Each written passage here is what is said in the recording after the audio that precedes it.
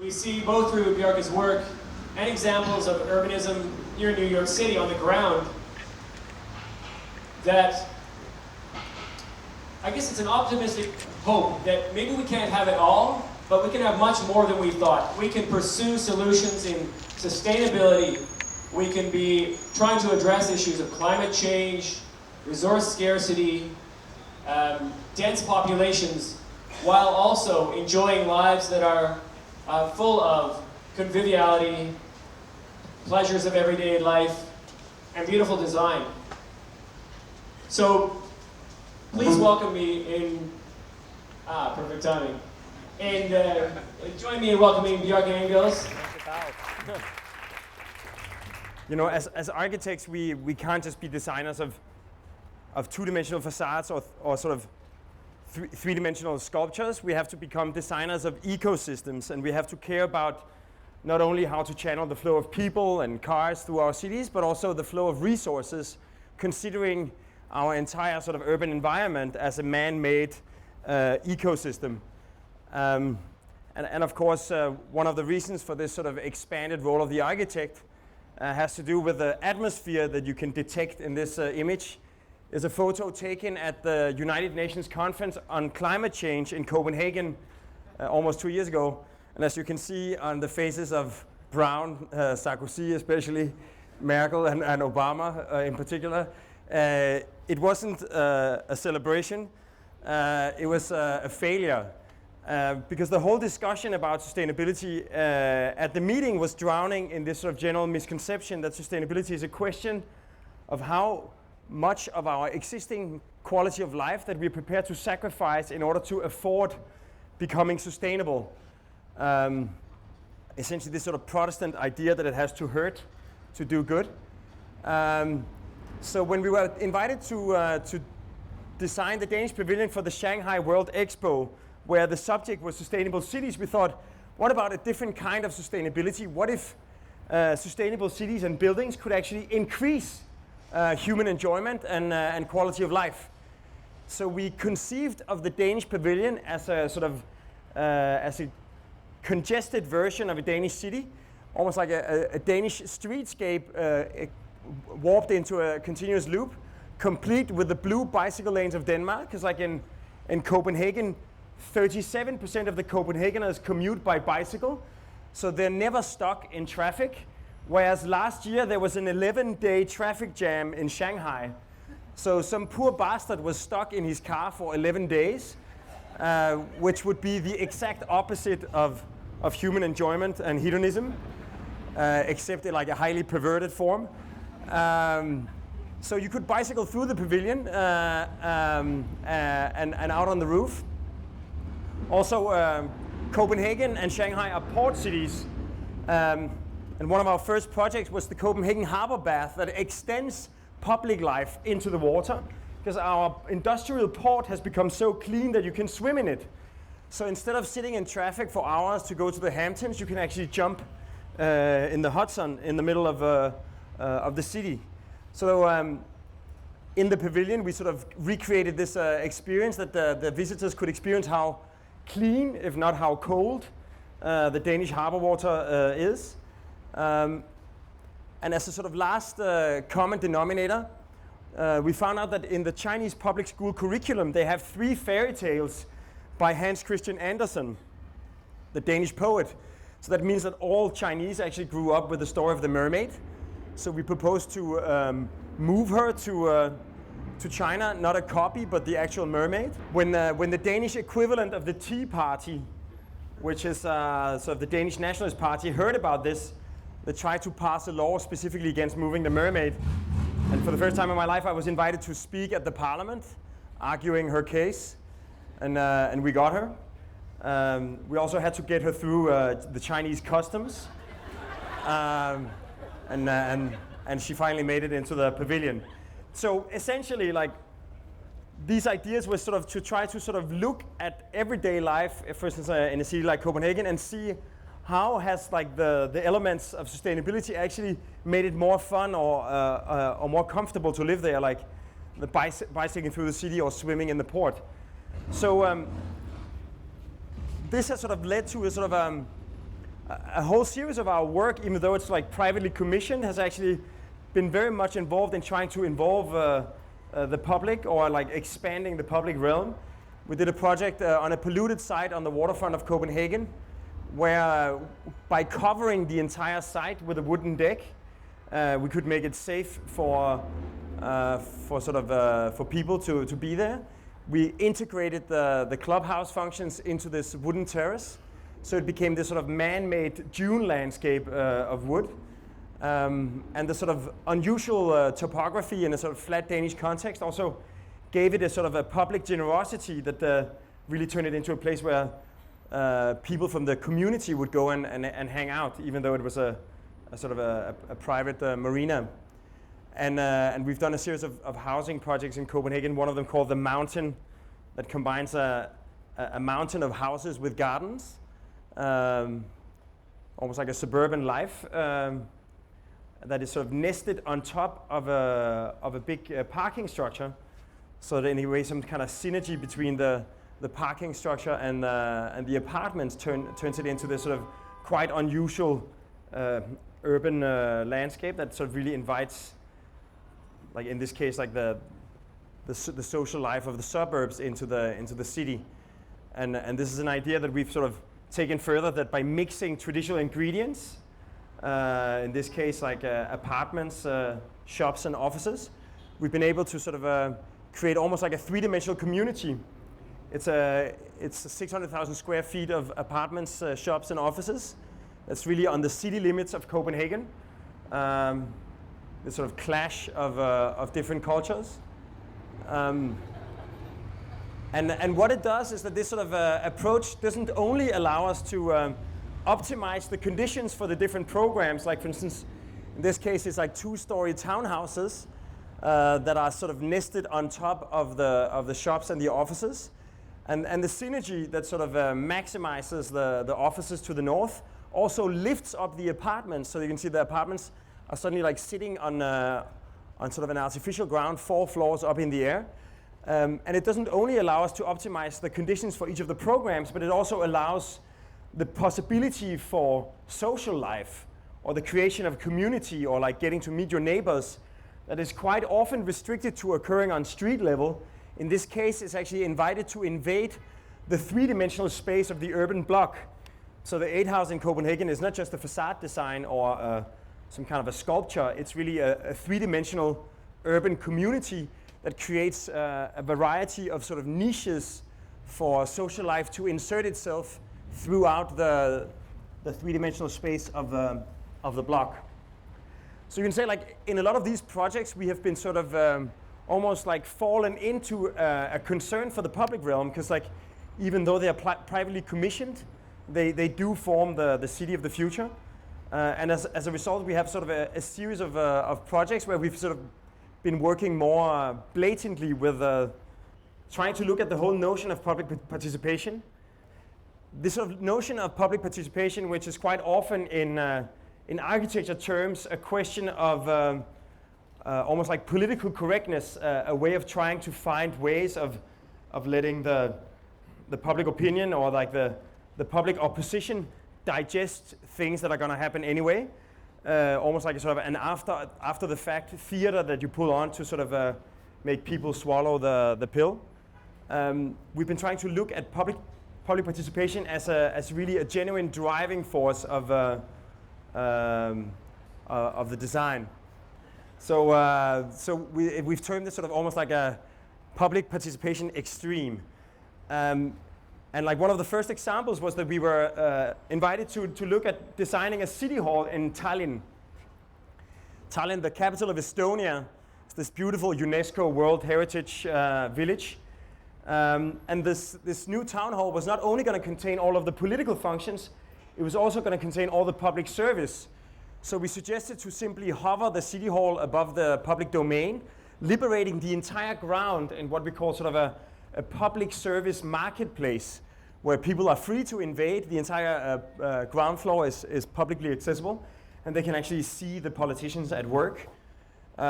We designed it like a village of departments. Each political department has its own building. They are sort of overlapping to create a continuous floor plate. we invite the citizens of Tallinn to actually invade the roofscape and enjoy the view of the beautiful city. And finally, the city council, we put them into the tower. You can see, like, to the left, that's actually the existing city hall. And back in the days in Europe, city halls always had a tower, normally with a clock on it. So we thought, let's put the city council inside the tower. We gave them this, like, incredibly generous space for political reflection, as we called it. And we thought that the ceiling, we finished it in a giant mirror, which means that when the politicians have to make difficult decisions, all they have to do is look up and they get this sort of periscope overview of the city that they're messing with. As a side effect, when the angry citizens gather outside to demonstrate, they get a perfect overview of the city council. They can see missing politicians or sleeping politicians or people writing each other secret messages or playing Angry Birds. So we called it the democratic periscope that combines political overview with public insight and becomes like this sort of radical architectural manifestation of political transparency. And to our luck, the City Council of Tallinn actually liked the idea, and we're breaking ground in the spring. So we try to find other ways of sort of working with the public. These are some images taken from right outside our office in Copenhagen. Some years ago, you might remember that there was a so-called cartoon crisis in Denmark. A sort of a provincial newspaper had commissioned 10 cartoonists in the name of liberty of speech to show that we could make fun of everything, including the Prophet Muhammad. That pissed off like a billion Muslims worldwide, including the local immigrant boys on our street. Like back there around the corner is our office in Copenhagen. So we got invited to compete to design an urban space right next to where our office is. And our office happens to be where our office is in Copenhagen happens to be the most ethnically diverse neighborhood in all of Denmark. So it was clear that this urban space had to be all about integration, all about creating a sense of ownership, all about trying to, across the 60 different nationalities, the different religions and ethnicities and cultures and races, to create a genuine feeling of ownership of this space. So sort of very simply, we designed it as what we call the red square. And this is actually not a collage. It's a photography taken from a photograph taken from an airplane a month ago. The red square, where like different shades of red create different surfaces for different activities. Next to it, we have the black market that is literally black. Currently under construction, and finally the green park, where also like the bicycle lanes and the pathways are green. But the main point was the way we sort of inhabit this space. Rather than plastering it with Danish design, we reached out to the local community in the sort of desire to create almost like a global urban best practice. Sort of asking, it would be strange if the Danes had done the best benches and the best trash cans and the best lamps. So we asked people through the local newspapers and through a series of meetings to nominate objects from their other home country. When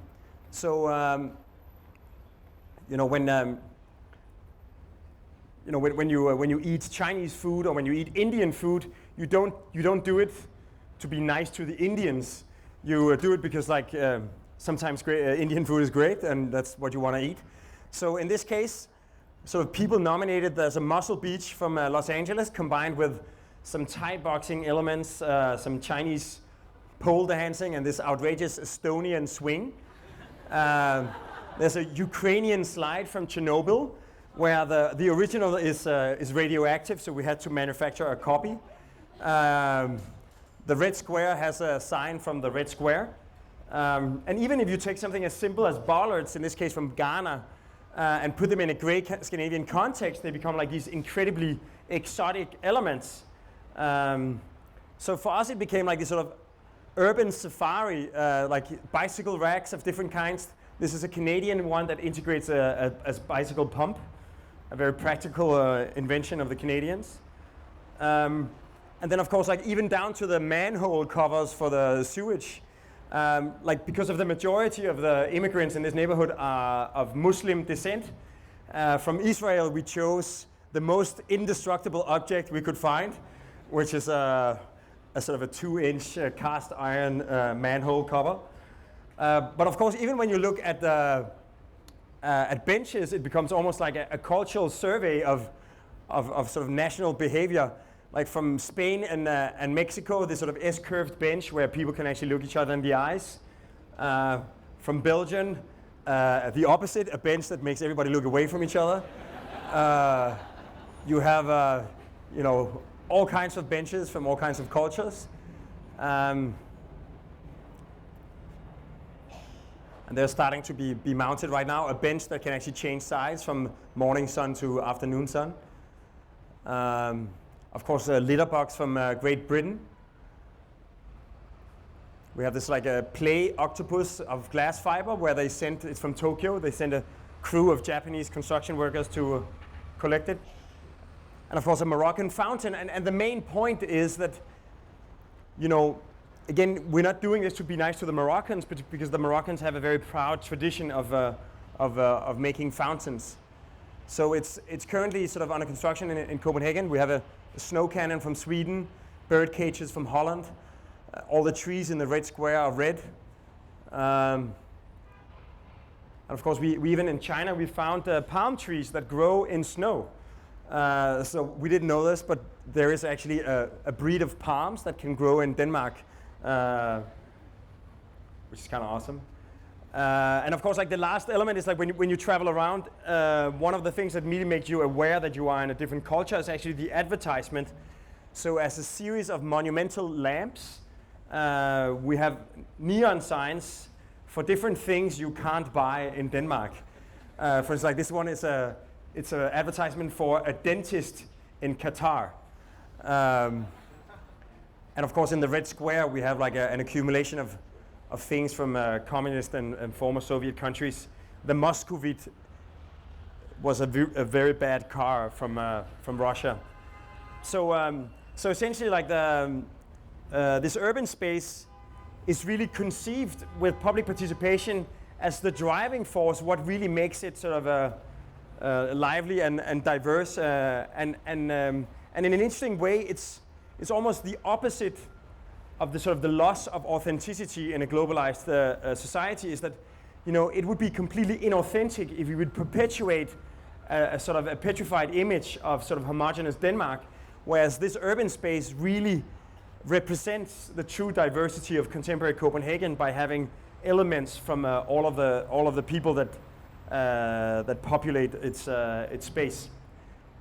So as a thing that we're currently involved in, we were commissioned by a Danish insurance company that is sort of co-owned. So all their profits, they have to spend them on public benefit. And they wanted us to sort of start a campaign trying to look at ways of integrating movement for like the creation of health into everyday life in the cities. So we try to sort of see, we imagine like replacing bus stops with football goals.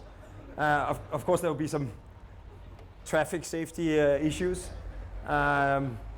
So we made this sort of general brainstorm of trying to see how you could actually integrate elements of play in different parts of daily life, or like zebra crossings that would actually allow people to, you know, your parents always told you that you're not allowed to play in traffic. In this case, you would really be able to play above the traffic. Again, I mean, not all of the ideas that they liked because they thought it was insane to encourage children to play on the street.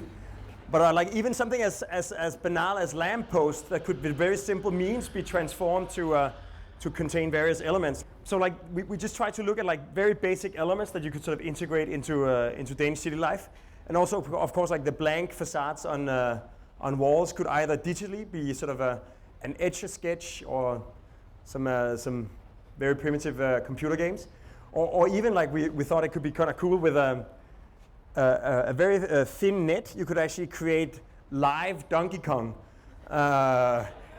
in an otherwise sort of underutilized surface. So like this campaign is running right now in Denmark, and everybody in the country is through like different forms of advertisement being encouraged to propose things that they could imagine would create a more lively urban environment. That brings me sort of to the last category of projects that we have sort of been involved in lately. It's sort of essentially, we call it social infrastructure, and it's essentially the idea that there are so many practical parts of everyday life where huge investments and sort of an omnipresence of facilities and sort of involvement has a major potential to not only serve, being a sewage system or a traffic system or part of the power grid or part of the public transportation, but they could also really contain social aspects. And we started looking at this, and this might be the wrong project to show in a BMW pavilion, but we were actually approached by Audi, to look at the future of cities. And you can ask, like, why are BMW and why are Audi interested in cities and architecture? It's essentially because like cars are seen as a major problem. They cause pollution, they cause noise, they cause congestion. But if you go back like 100 years ago, cities weren't suffering from cars because they weren't really there yet. They were drowning in horse shit. If you just take this sort of, there was like on every single day, a horse drops 22 pounds of horse shit. And they're like, I think every year, 1,100 horses would have to be, dead horses had to be removed from the streets of New York, like rotting carcasses spreading diseases. And as you can see on the ground, I think it was like every day 11,000 tons of horse shit would have to be mowed out of the streets of Manhattan. So we really needed something to save us from drowning in horse shit, and it was the car. Because compared to the horse, the car is actually quite clean, and it's, it doesn't go nuts when it gets stung by a bee and goes bananas. And it doesn't rot when it dies. It just sits there. So all we have to do is like right now sort of try to invent the next evolution that's going to save us from drowning in cars. So we started looking at Audi. And interesting, it's a car manufacturer, but their slogan doesn't talk about cars, it talks about technology. So we thought, okay, if cars are the problem, maybe we should simply just find another business model. So we looked at some of the writings of Ray Kurzweil, the American inventor and futurist, who sort of says that Moore's law, the notion that every 18 months the performance of microprocessors double, is part of an even bigger law, which is like a constant acceleration in the frequency of innovation or paradigm change. If we look at the innovations in movement of like sort of people movement, since the invention of the wheel, there's been like lately a constantly accelerating series of innovations. And the last sort of many innovations don't deal with what propels the vehicle, but with how it's controlled, how it's maneuvered. So we looked at like the last 20 years, there's been a series of innovations in driverless cars. So we sort of looked at the sort of rise of real automobility. In 1998, these 8 cars drove 5,000 miles on their own. And because they have the precision of a computer and a machine, they can actually drive much denser and much more compactly than a traditional human-driven car. There's the DARPA challenge that has driven cars through the deserts, and finally Google last year unveiled that it actually had cars driving around San Francisco on their own. Eric Schmidt said, I can't understand that people are allowed to drive cars at all. And even though driverlessness in cars only exists on a prototype, subways have been driverless for long, including the Copenhagen subway. Planes are sort of, for most of the time, flown on their own. And if we look at sort of sort of current luxury cars. All of these cars actually have driverless features. The latest BMW actually has this like super sophisticated cruise control that actually not only controls speed but also regulates the speed compared to cars around and actually adjusts according to the lanes. So driverlessness is really on its way. And cities have always been influenced by the way we move around in them. The pedestrian city of Barcelona, the city of the horse cart, the extensions of Barcelona, and of course the car city, in this case Los Angeles. And you know, this sort of inflation of urban space, downtown Copenhagen compared to an LA highway interchange. So we asked ourselves, what happens when cars become pollutionless? Because like fuel cells and batteries don't emit gases. Noiseless, because when there's no combustion engine, there's no explosion to make noises. And driverless. Well, one of the simple things is that driverless cars can maneuver much more compactly, much more nimbly. So we can actually eliminate or like free up 2/3 of the space that is currently reserved for cars. And we imagine a much more sort of dynamic sort of urban scape where like sophisticated collective coordination can actually create much more advanced, almost like swarm-like behavior of people and cars. And it's not like we want to eliminate the joy of driving, but it's as soon as you get into the city that the car becomes a problem. And if you look at, for instance, New York, all of the yellow cabs are in a way prototypes of a driverless car, in the sense that they're driven by somebody else than the person who needs to go somewhere. So the main idea is that instead of congestion tax, as soon as you enter the city limits, the manual override of your car is disengaged, and your individually driven car becomes collectively coordinated in concert with all of the other driverless cars. We talked with the Audi technicians, and one of the things they're looking at is have a higher precision of GPS. They're looking at embedding GPS in the pavement. So we found this American company called Solar Roadways, and they've been commissioned by the US Department of Transportation to create, using like recycled plastics and shatterproof glass, to embed photovoltaics in all of the street grid of the United States. And because the streets connect everything to everything, it becomes a completely omnipresent, decentralized power production and distribution grid. And they're looking at embedding low voltage LEDs to create some form of more interactive signage. And they calculated that by paving all of the highways and roadways of America, they can actually power all of the power of the world, or 3 times the power of the United States. So we thought, what if we would apply this to an inner city condition? Instead of casting the functions of our cities in concrete, we could create a much more elastic and adaptable urban space. We started imagining, for instance, like the vectors of the cars could be sort of projected, so like their future path would appear in front of them, like this sort of Donnie Darko vector. So if you're standing around and a blue arrow appears, you know you have to move. But of course, pedestrians would have an aura of tranquility around them, and it becomes this sort of ongoing sort of composition of sort of public life expanding and contracting. We applied it to Potsdamer Platz, the space of the first traffic lights in Europe, and imagine this sort of new dynamic public realm where, you know, like I went to Hanoi, and the people of Hanoi, they get up at 5 o'clock in the morning, and then they go and play badminton and do Tai Chi and gymnastics on the streets. It might be too much for the rest of us to get up at 5 o'clock in the morning, but this idea that the street can actually become something completely different.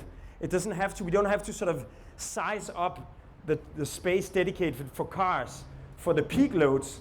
But you can actually imagine that, you know, a political rally or a cultural event like the BMW Guggenheim lab could actually suddenly expand and sort of appear spontaneously in the middle of Potsdamer Platz, and the cars would simply, you know, collectively and coordinatedly move around and make space for this much more dynamic use of the city.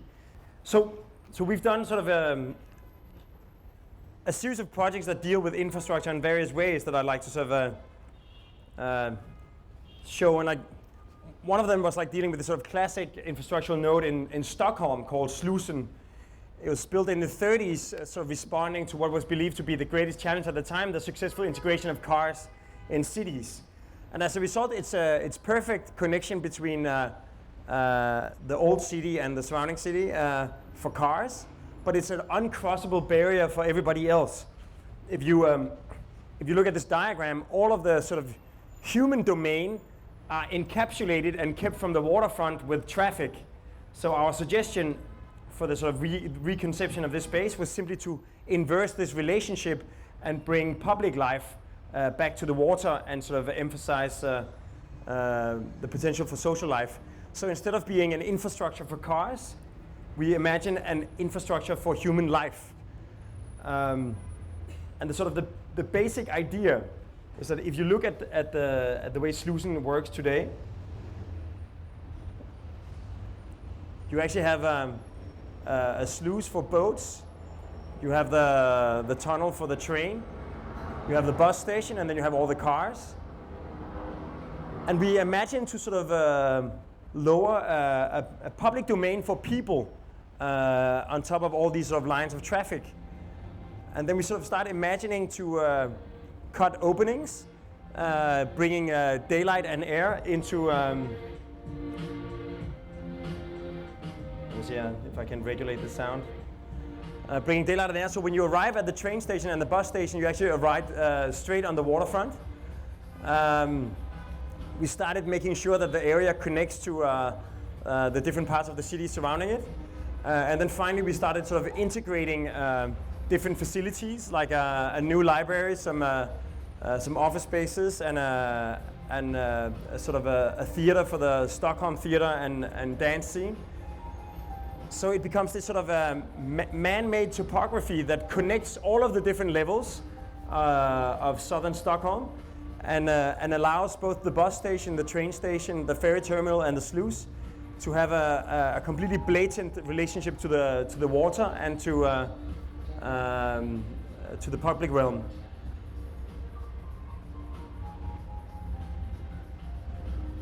So where the existing Slussen was designed according to the design parameters of the turning radii of cars, this sort of soft landscape is designed according to the accessibility requirements for people, for bicycles, and for wheelchairs. So in a way, it's sort of like Slussen, this sort of clover leaf that was designed in the 30s was like this very like designed purely by the parameters of car traffic. This is a similar sort of abstract man-made landscape, but in this case designed purely according to the requirements of the various forms of human life. And in the end, the committee in Stockholm, there was the urban committee. They pointed at our project as the way to go. Then the financial committee pointed at the project, and finally the traffic committee pointed at this project. But then Norman Foster had dinner with the mayor, and he's doing the project. Since then, we got invited back to Stockholm to look at another traffic node, which is going to be the construction of a major ring highway and the main arrival from the northeast into the city. And in this exchange, they wanted to create some kind of a landmark to identify that now you're arriving in Stockholm. But the site is huge.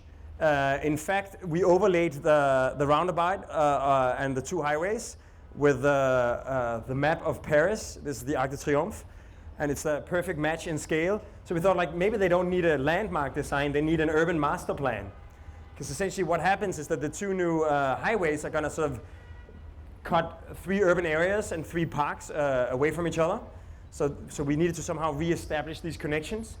And also, if what they wanted was a landmark and what they needed was an urban master plan, what they had was a lot of excavated soil, because they've been digging miles and miles of tunnels, and all this soil is accumulating.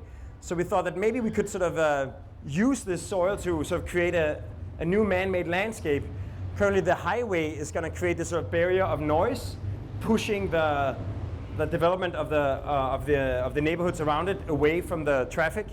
So we thought, like, if we make this sort of man-made valley, we can create a bowl and a barrier that sort of allows the cities to actually move all the way to the edge of this sort of crater, and then create a big lively park in the middle of it. But and you see, like, this sort of, it creates this sort of almost like a bowl for various forms of public life, where the cities can actually expand all the way to the edge of the bowl. But they still wanted a landmark. So we thought, like, it didn't really make sense to put a lot of, like, program in the middle. But one thing that we thought was sad, if the main idea was to create this big canyon, or like this big park in the middle of this new neighborhood, it was a pity that the cars wouldn't be able to see it because it was happening below. So we were, like, thinking about, like, these road mirrors, and we found this nice weather balloon developed by NASA. It's a weather satellite. It's this highly reflective, very, very strong membrane. And we thought we could make this completely immaterial landmark that designates that now you arrive in Stockholm. And what it does is that it reflects the public life around it and puts it up in the sky.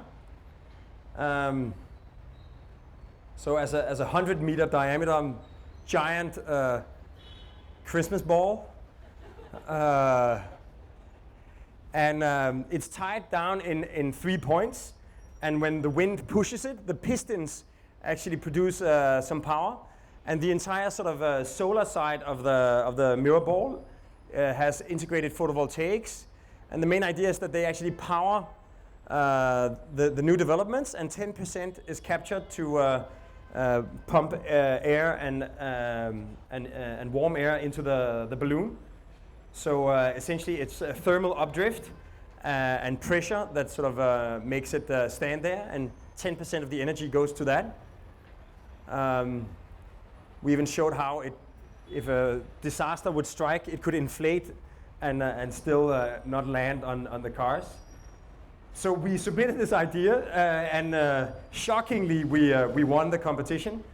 So now we're in the process of actually creating this new park, allowing the city to move closer in, and creating this, like, unidentified flying object in the outskirts of Stockholm. That brings me to the last project that really deals with infrastructure, and in many ways it's like this idea of trying to make our cities more tailored for human life that we've sort of been pursuing at the small scale and taking it all the way to the completely big picture. We got commissioned by the 10 municipalities of metropolitan Copenhagen to look at an urban strategy for a master plan in relationship to the creation of a new train line that connects all of the municipalities. And we thought, instead of just focusing on Copenhagen or even just focusing on Denmark, when you look at the other side of the water, we have Sweden, we have the bridge between Malmö and Copenhagen, and we have the most densely populated and the most economically active areas in all of Scandinavia. If we make just a small 2.5 mile bridge, we can turn them into sort of a binational metropolitan loop where no destination within this master plan is further away than 40 minutes by public transportation. But it's not just an infrastructure of public transport, it's also an infrastructure for water management, for waste management, a smart grid that combines the hydroelectricity of Sweden with the wind power of Denmark. It connects all of the most prosperous businesses in the region, and by making it a sort of a binational capital, we enable the introduction of pink in a national flag for the first time. And it has the same size as the San Francisco Bay Area, so urbanistically it's a well-known entity. And the main sort of idea that it's sort of saturating this project and that all the municipalities have signed up on is that we don't solve each infrastructure individually, they all get combined. So the train line is also combined with the local densification of the station areas. So the train is really arriving in the middle of the urban domain. It's not something that happens underground or in a station building. And also it contains both production, commerce, cultural programs, and residential. So we are like exploring all kinds of hybrids. For instance, the excess heat from the energy production in the industry can be used to fuel, in this case, a thermal bath. So just to show that this is not just some kind of a lofty master plan, it's really happening right now. The first project that we are realizing within the Loop City, as we call the new sort of binational master plan, is a waste-to-energy power plant. And if you look to the left, in Denmark, we only landfill 4% of our waste. 42% gets recycled, and more than half is used as fuel to create district heating and electricity. So 97% of the homes in Copenhagen don't spend any energy on heating, even though Denmark is cold. All of the heating is actually excess heat from the power production. And the main idea is that people surrender their trash and get power and heat back. So like 6 pounds of household waste turns into 4 hours of domestic electricity and 5 hours of heating. And if you look at it as a resource, a ton of trash equals almost 2 barrels of oil. But of course, they're big, ugly power plants. They cast shadows on the neighbors. They block the view. So the director of the energy company wanted to make it a gift to the city.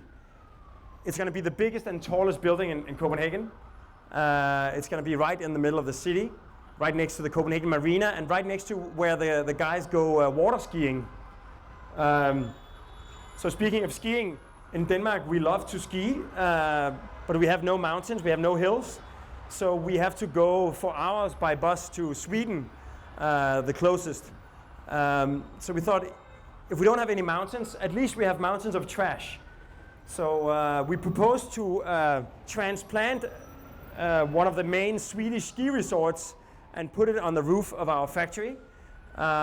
We know exactly how big the machines are going to be.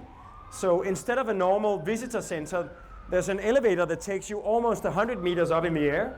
And there you can choose between a green, a blue, and a black ski slope. It's man-made, so it arrives at the bottom of the elevator. So from 2016, you're going to have to watch out for the Danish participants in alpine skiing, because now we can actually exercise at home. We have 3 months of frost and snow. So miraculously, we won the competition based on this idea. We had to do the facade also. It's made out of these giant planters that function almost as bricks. They filter daylight into the factory, the workspace for the power plant workers. And you can say, like the diagram I showed in the beginning of like trying to consider all of Denmark a single ecosystem is almost becoming true in this case, where not only do we locally sort of harvest the resources, we collect the water from the roof, the local heat, the natural daylight, natural ventilation, but also together with the rest of the city, it really forms an entire ecosystem. As a last element, this is going to be the cleanest power plant in the world. The smoke coming out of the chimney, it's a very stressful conference environment. No, the smoke coming out of the chimney is completely non-toxic. So it still contains CO2. So working with a German sort of artist and architect group, Realities United, we thought of a way of playing with the CO2. So the chimney is designed in such a way that it fills with CO2, and when there's 100 kilos, it compresses and puffs a giant smoke ring. And in one way, of course, we see it as the sort of artistic expression of hedonistic sustainability, that what used to be the symbol of the problem, pollution, becomes something playful that puffs smoke rings. But more importantly, one of the main drivers of behavioral change is knowledge, that if people don't know, they can't act. And when my nephews ask me what's a ton of CO2, I have to confess that I don't know, because it's this uncountable, unmanageable, abstract thing. Whereas from 2016, the answer is all they have to do is count smoke rings. And when they've counted 10 of them, we've just emitted 1 ton of CO2. So, so as an idea, and as probably like one of the most pure manifestation of hedonistic sustainability and social infrastructure, the waste-to-energy power plant in Copenhagen is not only economically and ecologically sustainable that it turns waste into a resource, but it's also socially sustainable in that it turns a power plant, or essentially a factory, a piece of industry, into a public park where we can even ski, which we've never been able to in Denmark before. So as a sort of last souvenir, I normally get the objection that this only works in sort of semi-socialist Scandinavia. But here in Manhattan, and the reason that we opened an office here a year ago, is that we got approached to look at a site on the West Side waterfront in Hell's Kitchen, quite far from the major parks. And we thought, actually introducing the typical European courtyard. To the right is the Copenhagen courtyard where my grandparents lived, because like this idea of the Copenhagen courtyard is at the urban scale what Central Park, or at the architectural scale what Central Park is at an urban scale, is like an urban oasis in the middle of a dense human habitat. So the big challenge became what happens when you marry a New York skyscraper with a Copenhagen courtyard, or essentially what would a court scraper look like? So what we did is we placed the courtyard next to the Helena, the tower. Not only is it owned by our client, but it's also named after his daughter. So we try to preserve all of its views.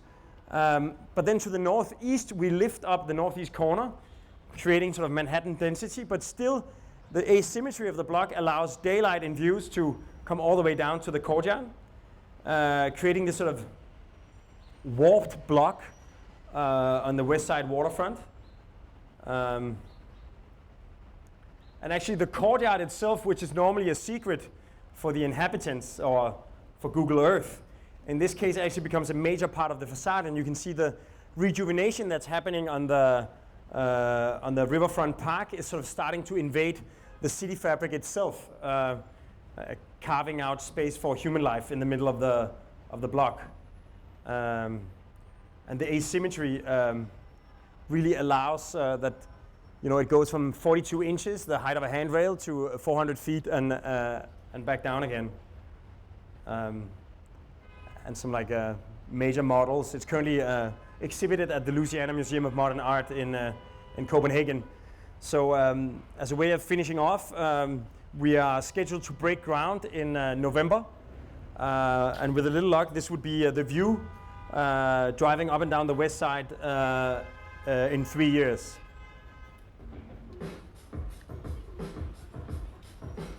Thanks.